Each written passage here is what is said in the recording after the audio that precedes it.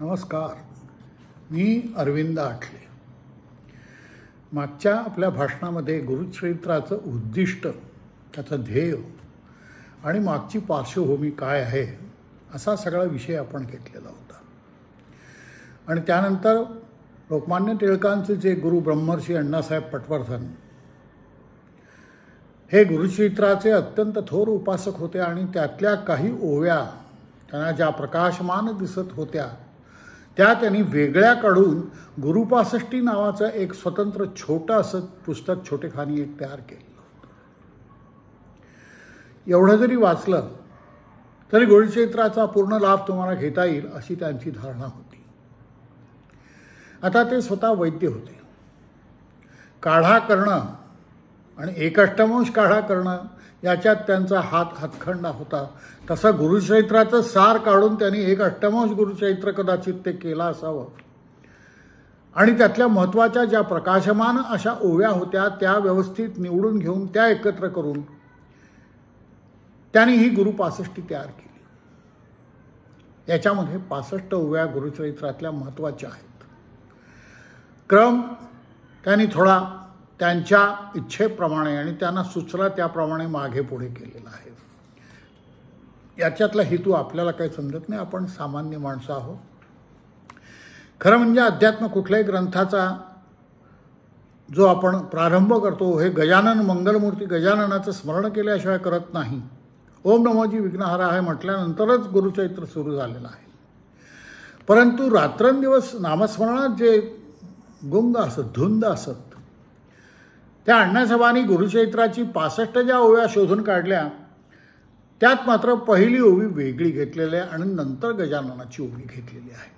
कदाचित काल सुसंगत पुढच्या काळामध्ये अनेक गोष्टी आपल्याला जमणार नाहीत आणि सर्वसामान्य माणसाला सोपं जावं अशा दृष्टीने त्यांनी ह्या काही ओव्या आणि त्यातले अर्थ मुद्दाम घेतलेले असावेत. तर त्याच्यामध्ये त्यांनी जी पहिली ओवी घेतलेली आहे तर ती अशी आहे. मुख्य भाव कारण प्रेमेकरिता श्रवण पठण निदध्यास आणि मनन प्रेमे करून साधीचे. मी नेहमी वारंवार या ओवीचा उल्लेख करत असतो. काळाप्रमाणे थोडंसं आपल्याला बदलायला हरकत नाही. आणि त्यामुळे मुख्य भाव ज्या ठिकाणी आहे गुरुचरित्रातल्याही ज्या काही कथा आहेत त्यात मुख्य भाव कारण हेच मुख्य त्यातलं तत्व आहे. आणि हे तत्व ज्या ज्या साधकांनी ज्या ज्या त्यांच्या शिष्यांनी पाळलं, ज्या ज्या त्यांच्या संपर्कात येणाऱ्या वेगवेगळ्या प्रवृत्तींनी वेगवेगळ्या व्यक्तींनी पाळलं त्यांना त्यांचा अतिशय उपयोग झालेला आहे. त्यामुळे पहिली ओवी त्यांनी ही जी मुख्य भाव कारण ही घेतली हे अत्यंत संयुक्तिक आहे की भावयुक्त अंतःकरणाने मोठ्या भक्तिप्रमाणे गुरुचरित्राचं श्रवण आणि पठण घडल्यामध्ये निदध्यास आणि मनन आपोआप साधेल. मराठी भाषेतील वरील 2 शब्दांचा आणि संस्कृत भाषेतील निदिध्यास या शब्दाचा अर्थ एकच आहे आणि तो म्हणजे एकसारखं चिंतन. लययोग हा योगाभ्यासाचा एक प्रकार आहे. सतत श्रवण आणि पठण केल्यानं मनोलय साधून वाचणाऱ्याला समाधी सुखाचा अनुभव प्राप्त होऊ शकेल. सिद्धांच्या मुखातून श्री गुरुचरित्र ऐकल्यानंतर स्वतः नामधारकाची अवस्थाही समाधी सुखे न बोले देह अणुमात्र न आले सात्विक अष्टभाव उदेले नामधारक शिष्याचे असं वर्णन गुरुचरित्रात आलेलं आहे. अशी जी त्या नामधारकाची अवस्था झाली ती केवळ निदध्यास आणि मनन या शब्दांनी झालेली आहे. आणि म्हणून ही ओवी मुख्यतः त्यांना पहिली सुचली असावी अशी धारणा आहे. आणि त्यानंतर दुसरी जी ओवी त्यांनी घेतलेली आहे नरसिंह सरस्वती शंकर त्यांचे चरणी अर्पण साग्र त्याचेची प्रसादे समस्त प्रजा सुखी असती. आता सरस्वती गंगाधरानं हा जो गुरुचरित्र ग्रंथ आहे हा नरसिंह सरस्वती यांनाच अर्पण केलेला आहे. आणि नरसिंह सरस्वती शंकर ही त्याची भावना आहे. ते स्वतः नक्कीच शंकराचेच अवतार आहेत, प्रत्यक्ष शंकर आहेत. हे शब्द नामधारकांनी श्रद्धा आणि भावना असे दाखवणारे त्यांचे ते शब्द आहेत. शनिप्रदोष व्रताच्या आचरणानं श्रीपाद श्रीवल्लभ हे पुढील अवतारात श्री नरसिंह सरस्वती झाले. त्यांच्याच कृपाप्रसादाने सर्व जग सुखी आहे अशी सरस्वती गंगाधराची श्रद्धा आहे. आता त्यानंतर ग्रंथ ठेवावा शुद्ध स्थानी शुद्ध वस्त्री शुद्ध मनी नित्य पूजा करोनी ग्रंथग्रहा माझी ठेवावा, ही ओवी त्यानंतर घेतलेली आहे. गुरुचरित्राची कास धरणाऱ्यांची मन शुद्ध असणं फार आवश्यक आहे. शुद्ध मन असल्याशिवाय गुरु त्या ठिकाणी त्या मनात वास करू शकत नाहीत. शुद्ध वस्त्री आणि शुद्ध नित्यपूजा करोनी ग्रंथग्रहा माझी ठेवावा, या गोष्टी काटेकोरपणे पाळणारा हल्लीच्या काळात कदाचित कठीण झाला असेल. आधी घर मिळणं कठीण आणि सर्वधर्म समभावाचा जो काही गोंधळ अनेक लोकांनी घालून ठेवलेला आहे, त्यामुळे इतर बंधनं पाळणं अधिक कठीण आहे. म्हणून अशा काळात श्री गुरु 65चा फार उपयोग होऊ शकेल अशी श्रद्धा आहे. आता त्यानंतर त्यांनी आता गणपतीला वंदन केलेलं आहे. नमोजी ओम नमोजी विघ्नहरा गजानना गिरिजाकुमरा जय जय लंबोधरा एकदंता शूर्पकर्णा हालविसी कर्णयुगले जेथोनी जो का वारा उसळे त्याचे निवाते विघ्न पळे विघ्नांतक म्हणती तुझे शोभे आनन जैसे तप्त कांचन किंवा उदित प्रभारमण तैसे तेज फाकतस विघ्न कानन छेदनासी हाती फरश धरलासी नागबंध कटीसी उरग यज्ञोपवित चतुर्भुज दिसशी निका विशालाक्षा विनायका प्रतिपाळसी विश्वलोका निर्विघ्ने करोनिया. भक्ताच्या संकटाचं हरण करणारी अशी ही मंगलमूर्ती आहे. भारतीय परंपरेप्रमाणे कोणत्याही शुभ किंवा मंगल कार्याच्या कार्यारंभी किंवा ग्रंथारंभी प्रथम विघ्नहर गजाननाचं स्मरण करून त्याला नमन करण्याची प्रथा आहे आणि त्याला अनुसरूनच या ओव्या आहेत. 144 ते 149 अशा या ओव्या आहेत. गाणगापूरचं स्थान महिमा आणि गुरूंची कीर्ती ऐकून नामधारक श्री गुरूंच्या दर्शनाच्या उत्कट इच्छेने आपल्या गावाहून गाणगापूरला जायला निघाला. वाटेने तो भजन म्हणत चालला. श्री गुरूंनी त्याला सिद्धरूपाने प्रत्यक्ष दर्शन दिले.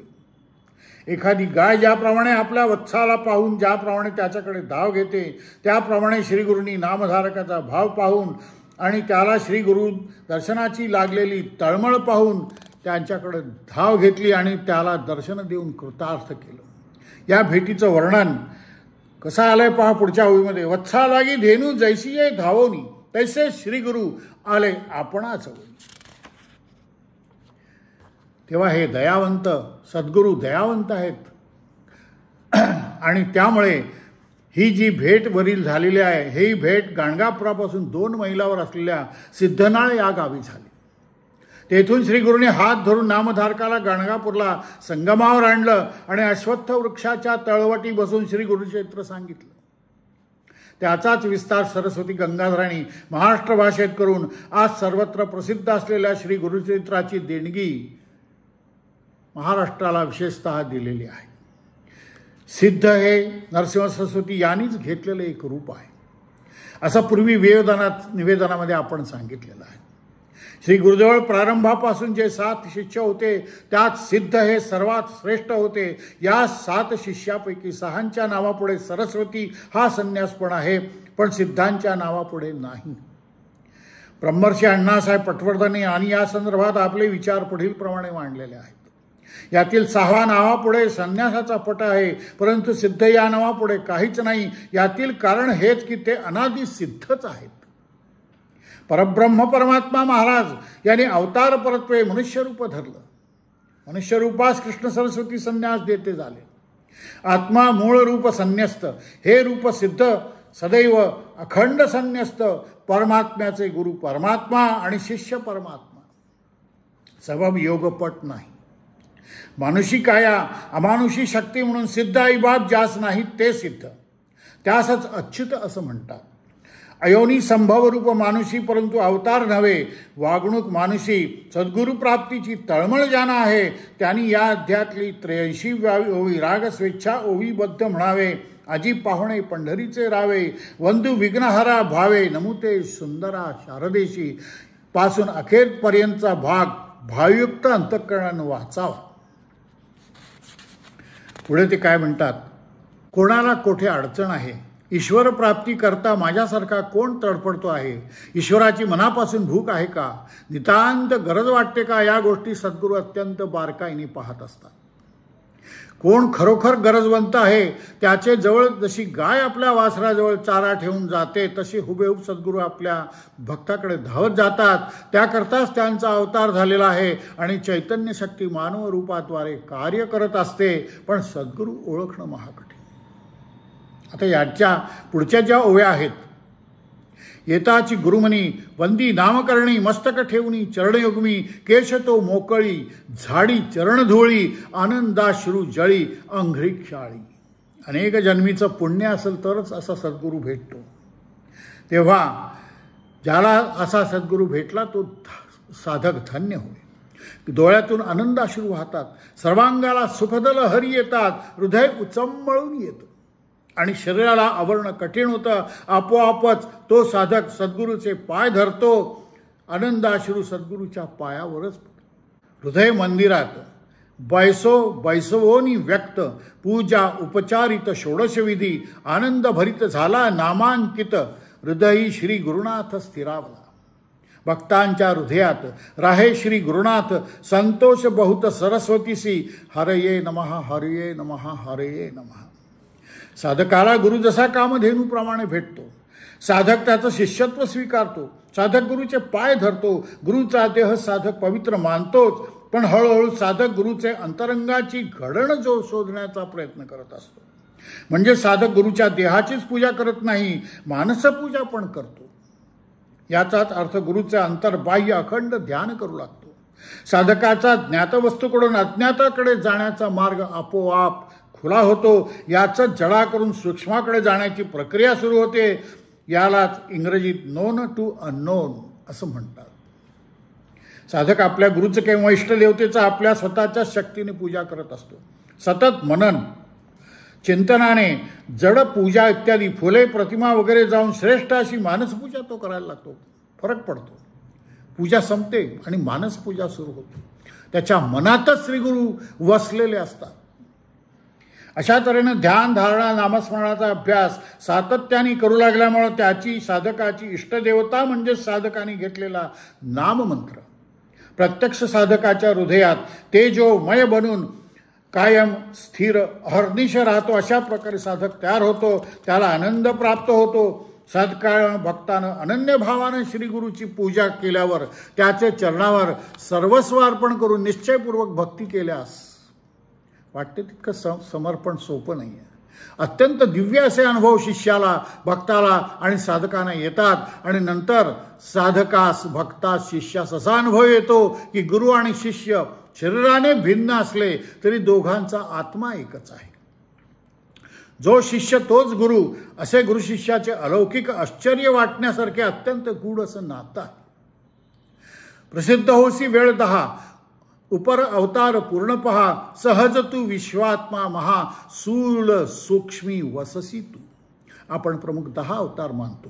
प्रत्येक वेळी प्रसिद्ध होसी 10 म्हटलं आणि उपावतार म्हणजे विराट विशाल चैतन्य शक्ती जेव्हा विशिष्ट कार्य करता मर्यादित स्वरूप धारण करून स्वतः अमर्यादित राहते त्यालाच उपावतार असं म्हणतात. गुरु स्थळ सूक्ष्म अणु रेणू सर्वत्र भरलेला आहे. तसाच तो शिष्याच्या साधकाच्या अंगी स्वतःची दैवी शक्ती सामर्थ्य वाटल्यास त्याला गरज वाटल्यास तो प्रदान करू शकतो. असा हा मार्ग गूढ आणि अनाकलनीय आहे. भक्ती करावी दृढतर गंभीरपणे असावे धीर तरीच उतरी जय पैल पार इह परत्री सौख्य पावे. अशी पुढची ओवी. अत्यंत चिकाटीनं दीर्घकाळ तपश्चर्या साधना करून एखाद्या विशिष्ट स्थितीपर्यंत येऊन भागत नाही तर त्या ठिकाणी स्थित आणि प्रज्ञ स्थितप्रज्ञ असं व्हावं लागतं. ही असामान्य स्थिती प्राप्त होण्यासाठी दीर्घकाळ साधना करावी लागते. ही असामान्य स्थिती प्राप्त होण्यासाठी अध्यात्म मार्गात कालमापन किमान 12 वर्ष एक तप असं आहे. तप म्हणजे पत आपली किंमत वाढवणं, शक्ती वाढवणं, दीर्घ अनुपवास, माधुकरी मागावी लागते. समाजातील आपलं स्थान, जिव्हाळौल्य यांना साधकास फाटा द्यावा लागतो. माधुकरीची सुद्धा ठराविक 5 घरीच मागावी लागते. ते सर्वांनी एकत्र करणं, त्यात पाणी टाकून अन्न बेचव करणं ही पण साधना करावी लागते. आणि जिव्हाळौल्य जाणं, तसंच स्वतःची प्रतिष्ठा म्हणजे काय असते, किती त्रास होतो हे त्याला कळतं. संप्रदायामध्ये दांडेकर म्हणून एक कल्याणचे गृहस्थ होऊन गेले. ते बुवासाहेब गोडबोले यांचे परमशिष्य होते. आणि यांना नोकरी सोडून तू उपासना कर, गुरुचरित्राची पारायण कर, असा त्यांच्या सद्गुरूंनी त्यांना आदेश दिला. लक्षात ठेवा, या काळामध्ये नोकरी सोडून काही करणं, कुटुंबाची जबाबदारी घरावर असताना हे करणं हे फार दिव्य असतं. मी त्या अनुभवातून गेलेलो आहे. आणि त्यांनी हे सगळं केलं, प्रचंड तपश्चर्या केली. कल्याणला हे ग्रस्त राहत असत. मी त्यांची माझी भेट झालेली आहे. यातला बराचसा भाग हा त्यांनी मुद्रित लिहिलेला आहे. त्यांचं हे मी त्यांच्या ज्या नोट्स आहेत त्या मी वाचतो आहे, काही मध्ये दुसरं काही वाचतो आहे. परंतु त्यांचेही उपकार या संप्रदायावर भरपूर आहेत. आणि साधं मॅट्रिक व्हायला 10 वर्ष लागतं. आणि दैवी शक्ती मिळवण्यास किती काळ लागेल. देवी शक्ती चैतन्य, अज्ञान, ज्ञान, विज्ञान याला व्यापून त्याही पलीकडे पूर्ण अशी उरलेली आहे. त्याला प्राप्त करण्यास किती काळ लागेल याचा अंदाज केलेलाच बरा. पूर्वजन्मी आम्ही बहुत पुण्य केलं आहे म्हणून या विठ्ठले कृपा केली. मग साधकाचे, शिष्याचे, भक्ताचे जीवन कृतार्थ होते, सार्थक होते. आणि या जन्मी आणि जन्मोजन्मी त्याला या निजसुखाची प्राप्ती होते. निजरूप जननीसी दाविता झाला, मातेसी श्रीपाद वल्लभ दत्तात्रेयासी देखते झाले जनक जन्मी. त्रैमूर्तीचा अवतार झाला नरहरी नर, निजरूप कर्पूर गौर पाहता नमी चरणासी. श्री गुरूंच्या व्यवहारातलं नाव नरहरी होतं. मुंज झाल्यानंतर काशीत जाऊन मी तप करेन असं त्यांनी आपल्या आईस सांगितलं. त्यावेळी त्यांनी आपल्या आईला पूर्वजन्मीची आठवण देऊन श्रीपाद श्रीवल्लभ तो मीच म्हणून श्रीपाद श्रीवल्लभ रूपानं त्यांना दर्शन दिलं आईला. पूर्वजन्मी त्यांच्या आईनं शनिप्रदोष व्रत केलेलं होतं. त्या वचाच्या आचरणानंच पुढच्या जन्मी श्रीपाद श्रीवल्लभानीच तिच्या पोटी श्री नरसिंह सरस्वती रूपानं जन्म घेतला. यावरून भगवान प्रभुदत्त हेच श्रीपाद श्रीवल्लभ आणि तेच नरसिंह सरस्वती होते हे सिद्ध झालं. ज्ञान विग्रह श्री गुरुमूर्ती सर्वांच्या मनीचे जाणती, यतीश्वर निंदा आपली करती म्हणून ओळखिती मनात. ज्ञानवंत श्री गुरुमूर्ती विश्वाच्या मनीचे ओळखिती, नराधिपाची सांगती निंदा करते म्हणून. या ओव्यावरून श्री गुरूंचं सर्वज्ञत्व सर्वसाक्षित्व लक्षात येतं. गणगापूरचे ग्रामाधिपती श्री गुरूंना फार मान देत असत. गणगापूर पासून 16 मैलावर कुमसी या गावात त्रिविक्रम भारती नावाचा एक संन्यासी श्री गुरूंना दांभिक म्हणत असे. या संन्यासाची उपासना नरसिंहाची होती. त्याला श्री गुरूंनी ओळखलं आणि चराचरात आपणच भरलो आहोत हे दाखवण्यासाठी त्याला विश्वरूप दर्शन दिलं. श्री गुरुचरित्रातील अध्याय 23 आणि भूतप्रेत पिशाच्य संबंधी यापासून होणारी बाधा दूर करण्यासाठी उपयोग होतो असा अनुभव आहे.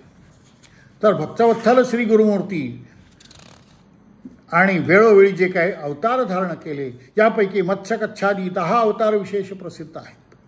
श्रीमद भागवतात या सर्व अवतारांचं वर्णन आलेलं आहे.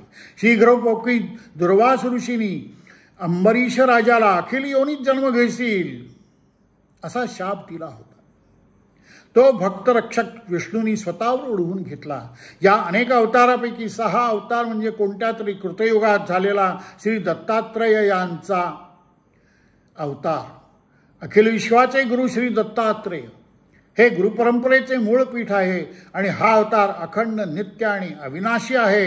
गुरुकार्य अखंडपणे चालणार आहे. बाकीचे सर्व अवतार आपापलं कार्य संपल्यानंतर समाप्त झालेले आहेत. तर या ठिकाणी आपण थांबूया. या साधारणपणे 21 ओव्या आज आपण घेतल्या. 65 ओव्या आहेत आणि पुढच्या 2 भागामध्ये बाकीच्या ओव्यांचा अर्थ समजण्याचा प्रयत्न करूया. सर्वांना सुबुद्धी हो, सद्गुरूंची प्रेम मिळो, त्यांची उपासना करण्याचं सर्वांना आत मनाचं चिंतन होऊ दे अशी शुभकामना मी तुमच्यासाठी करतो आणि या ठिकाणी मी थांबतो. नमस्कार. पुन्हा भेटूया.